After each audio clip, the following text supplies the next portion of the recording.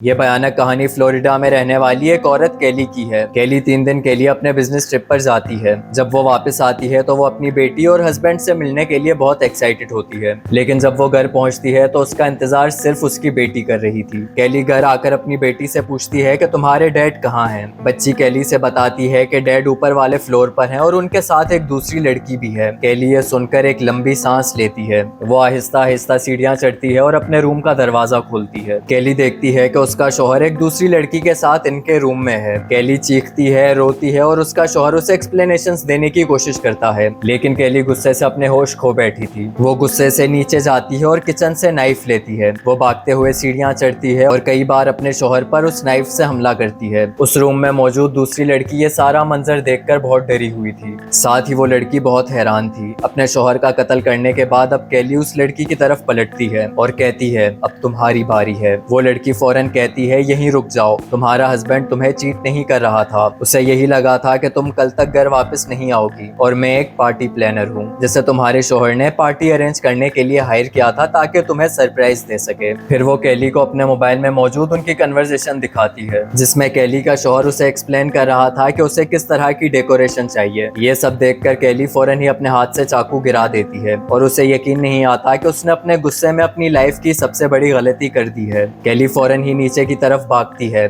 और अपनी बेटी को कार में बिठाकर भाग जाती है। आज तक केली का केस ओपन है, लेकिन वो कहाँ गई अब तक कोई मालूम नहीं कर सका। ये कहानी हमें सिखाती है कि कभी कभार हम छोटी सी मिसअंडरस्टैंडिंग की वजह से अपनी पूरी जिंदगी बर्बाद कर देते हैं।